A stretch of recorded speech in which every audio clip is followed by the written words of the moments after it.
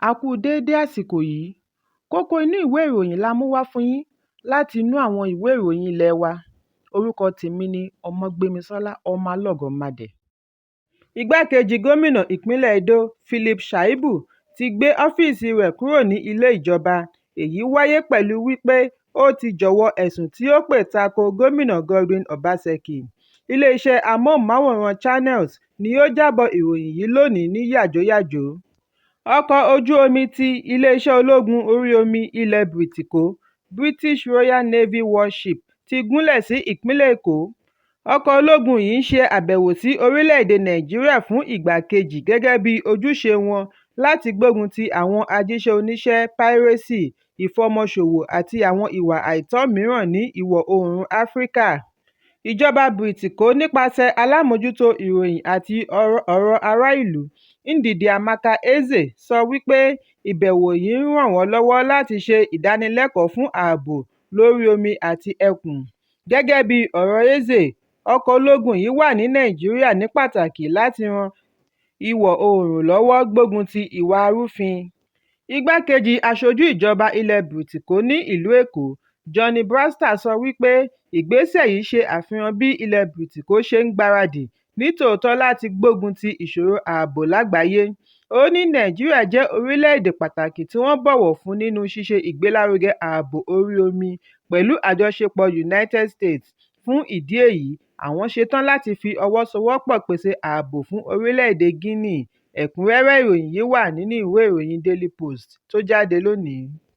Ilé-ẹjọ́ májísírèètì tó fìkàlẹ̀ sí agbègbè Ìyángànkú ní ìlú Ìbàdàn ìpínlẹ̀ Ọ̀yọ́ ti fi Múyìwá Ọláníyan ẹni 30 ọdún sí ẹ̀wọ̀n oṣù 6 látàrí wípé wọ́n ká ẹ̀yà ara èèyàn mọ́ ọn lọ́wọ́. Ọlọ́pàá fi ẹ̀sùn kan Ọláníyan láti agbègbè Odò Igbó Alárìíyá ní Èrúwà wípé ó ní í ṣe pẹ̀lú òkú ènìyàn àti níní orí ènìyàn níkàáwọ́. Ọláníyan ni wọ́n dá lẹ́jọ́ lẹ́yìn tí ó bẹ̀bẹ̀ wípé òun jẹ̀bi. Adájọ́ májísírèètì T.G. Daudu nínú ìdájọ́ rẹ̀ rán Ọláníyan ní ẹ̀wọ̀n oṣù 6. Ọgbà ìwà àtúnṣe ní Agodi ìlú Ìbàdàn ni yóò ti jìyà ẹ̀ṣẹ̀ yìí. Síwájú àkókò yìí ni ọlọ́pàá abánirojọ́ Fọlákẹ́ Ìwé sọ fún ilé-ẹjọ́ wípé ọjọ́ 3 oṣù kẹsàn-án ní déédéé aago 3 kọjá ìṣẹ́jú 10 lóru ni wọ́n ká Ọláníyan mọ́ ìtẹ́ òkú pẹ̀lú òkú lọ́wọ́. Èwé ní Ọláníyan wú òkú jáde láti inú ibojì kí ó tó gé orí àti ọmọ ìka ẹsẹ̀ méjì. Wọ́n ní òun pẹ̀lú aya rẹ̀ Mọ̀dínà tí ó ń tọ́ ọmọ lọ́wọ́ ni wọ́n jọ ṣe ẹ̀sùn yìí, ṣùgbọ́n Mọ̀dínà ti júbà ehoro. Àwọn ọlọ́dẹ àti aṣọ́bodè ni ó ká afẹ̀sùnkàn yìí pẹ̀lú iṣẹ́ láabi. Èwé ní ẹ̀sùn yìí tàpá sí òfin ìwà ọ̀daràn ìpínlẹ̀ Ọ̀yọ́. Ẹ̀kúnrẹ́rẹ́ ìròyìn yìí wà nínú ìwé ìròyìn Daily Post tó jáde lónìí. Gómìnà ìpínlẹ̀ Rivers Siminalayi Fubara ti ké sí àwọn ẹ̀ṣọ́ aláàbò láti ṣe àwárí àwọn tí wọ́n pa ọ̀gá ọlọ́pàá Divisional Police Officer DPO tí ó ń ṣe àmójútó àgọ́ ọlọ́pàá Àhàódà ní ìjọba ìbílẹ̀ ìlà-oòrùn Àhàódà, olóògbé Bako Angbanshin. Ní pàtàkì jùlọ, gómìnà fẹ́ kí àwọn aláàbò ṣe àwárí olórí afurasí Gift Ọ̀para Òpólówù ní dandan, nítorí èyí ṣe àfihàn gbangba wípé inú ewu ni ìpínlẹ̀ wà. Nígbà tí ó ń sọ̀rọ̀ lánàá ní kété lẹ́yìn ìpàdé pàjáwìrì pẹ̀lú ìgbìmọ̀ aláàbò ní ilé ìjọba ìlú Port Harcourt ni Fubara ṣe àpèjúwe ìṣẹ̀lẹ̀ yìí gẹ́gẹ́ bí èyí tí ó bani lọ́kàn jẹ́ tí ó jìnnà sí ìwà tèèyàn. Àwọn olórí àjọ aláàbò ní ìpínlẹ̀ ni wọ́n péjú pésẹ̀ síbi ìpàdé yìí. Gómìnà kẹ́dùn pẹ̀lú iléeṣẹ́ ọlọ́pàá àti ẹbí olóògbé tí wọ́n pa nípa ìfọ́nàfọ́nṣu bí ó ti jẹ́jẹ̀ẹ́ láti mú ìpínlẹ̀ Rivers gbóná mọ́ àwọn ọ̀daràn. Ó fi ìgboyà rẹ̀ hàn sí àwọn aláàbò láti ṣe àwárí àwọn afurasí yìí nígbà tí ó wá fìdí ẹ̀ múlẹ̀ wípé wọ́n ti kó owó lé wọn lórí fún ẹnikẹ́ni tí ó bá lè ṣe atọ́nà wọn. Fubara ní ó ṣeni láàánú wípé pẹ̀lú gbogbo ipá wọn láti dẹ́kun ìwà ọ̀daràn, àwọn kan tún lè kóra wọn jọ láti mú àìbalẹ̀ ọkàn bá ará ìlú. Ó wá sọ àsọdájú wípé ìjọba kò ní sinmi títí di ìgbà tí àwọn ọwọ́ yóò fi tó àwọn wọ̀nyí. Ẹ̀kúnrẹ́rẹ́ ìròyìn yìí wà nínú ìwé ìròyìn Leadership tó jáde lónìí. Ààrẹ àná Muhammadu Buhari ti fi ìbánikẹ́dùn ránṣẹ́ sí orílẹ̀-èdè Morocco lórí ikú ogunlọ́gọ̀, ìfarapa àti ràbàràbà tí omílẹ̀ alágbára dá sílẹ̀ strong earthquake ní gbọ̀ngàn àárín Morocco. Nínú ìfìwéránṣẹ́ sí Ọba Mohammed kẹfà, adarí ilẹ̀ Morocco tí Buhari ní òun bá ní àjọṣepọ̀ tó lọ́rìn nígbà tí ó wà lórí àlééfà, ààrẹ àná nípasẹ̀ amúgbálẹ́gbẹ̀ẹ́ rẹ̀ Garba Shehu sọ nínú àtẹ̀jáde wípé pẹ̀lú ìbànújẹ́ ni òun fi kọ ìwé yìí láti ọ̀dọ̀ rẹ̀ àti ẹbí rẹ̀ sí adarí àti àwọn ará ilẹ̀ Morocco lórí òfò àti àdánù tí ó wáyé ní ọjọ́ 8 oṣù kẹsàn-án ọdún yìí. Buhari ní ó jẹ́ ohun tí ó bani lọ́kàn jẹ́ gidigidi. Òun wà pẹ̀lú wọn bí òun ṣe ń gbàdúrà fún ìbọ̀sípò kíákíá fún àwọn tí ìbànújẹ́ yìí kàn. Bákan náà ni ó gbàdúrà fún kí Allah tẹ́ àwọn tí ó jáláìsí sí afẹ́fẹ́ rere, kí ó mú àlàáfíà wá sí orílẹ̀-èdè. Ẹ̀kúnrẹ́rẹ́ ìròyìn yìí wà nínú ìwé ìròyìn Leadership tó jáde lónìí.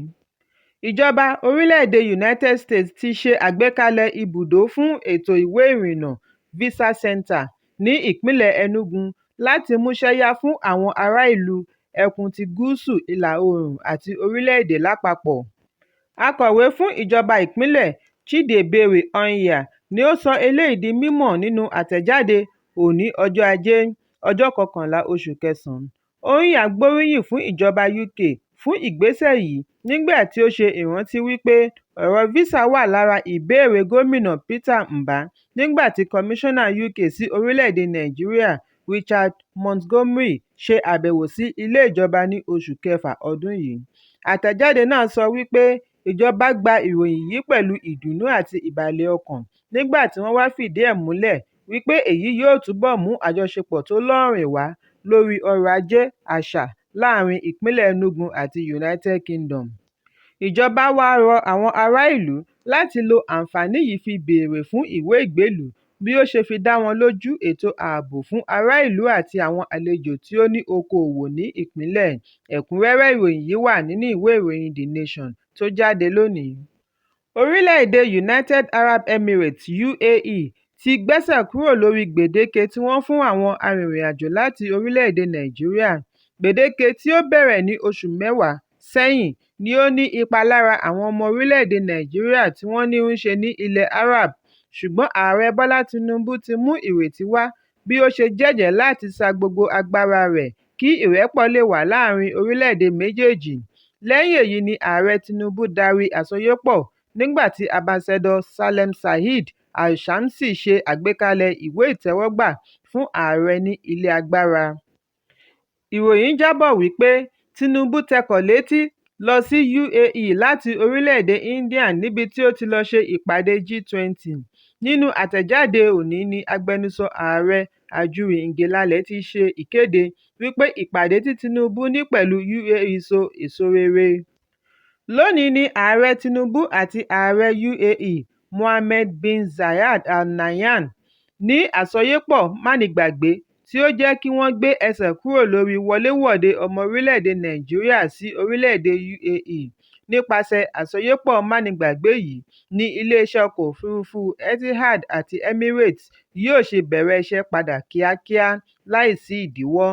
Gẹ́gẹ́ bí àdéhùn, bíbẹ̀rẹ̀ iṣẹ́ iléeṣẹ́ ọkọ̀ òfurufú yìí kò mú owó sísan oníkíákíá dání láti ọ̀dọ̀ ìjọba ilẹ̀ Nàìjíríà.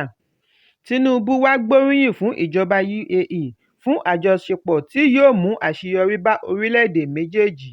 Ẹ̀kúnrẹ́rẹ́ ìròyìn yìí wà nínú ìwé ìròyìn Daily Trust tó jáde lónìí. Ìlúmọ̀ọ́ká olórin Afrobeat David Adeleke tí gbogbo ènìyàn mọ̀ sí Davido ni ó ti dá àròyé sílẹ̀ lẹ́yìn tí ó tú àṣírí iye owó tí ó ń gbà kí ó tó lọ ṣe iṣẹ́ eré. Nínú ìfọ̀rọ̀wánilẹ́nuwò pẹ̀lú Zahara Joma ni ó ti ṣe àfihàn iye iṣẹ́ eré tí ó ń gbà láàrin oṣù kan àti iye owó tí ó ń gbà fún iṣẹ́ eré kan. Olórin yìí ní $600,000 $600,000 ni òun ń gbà báyìí. Ó ní èyí ti mú àdínkù bá iye àwọn tí ó ń pè é nítorí ọ̀pọ̀lọpọ̀ kò lè san owó. Òun á sì máa ṣe iṣẹ́ eré 3 sí 4 lóṣù tí ó mú àpapọ̀ owó rẹ̀ jẹ́ $2 sí $3 mílíọ̀nù. àfihàn yìí dá ọ̀pọ̀lọpọ̀ awuyewuye sílẹ̀ láàrin àwọn ará orí ẹ̀rọ ayélujára. ẹnìkan tí orúkọ rẹ̀ ń jẹ́ b_josh007 nígbà tí ó ń fèsì ó ní ìgbéyàwó tí jésù kristi lọ nígbàanì, jésù ò gba kọ́bọ̀ pẹ̀lú ẹ̀, ó tún ṣiṣẹ́ àmì àti ìyanu fún wọn bí ó ti sọ omi di ọtí wáìnì. ẹlòmíràn tí orúkọ rẹ̀ ń jẹ́ Kókó_BTCO ó ní abálájọ tí Davido kò ṣe fẹ́ wá sí ìlú Benin wá ṣeré, ta ló lè san irúfẹ́ owó bẹ́ẹ̀? Swagboy_Nikki ní tiẹ̀ sọ wípé má ṣèyọnu OBO, DJ wà tí yóò fún wa ní gbogbo orin tó ní nípamọ́ lọ́jọ́ ayẹyẹ, kódà yóò tún fi ti Wizkid kún un pẹ̀lú láì san ju náírà 50,000. ẹ̀kúnrẹ́rẹ́ ìròyìn yìí wà nínú ìwé ìròyìn Daily Post tó jáde lónìí. Kókó inú ìwé ìròyìn tòní kò ní jù báyìí lọ. Ẹ pàdé mi lọ́la fún àkọ́tún ìròyìn.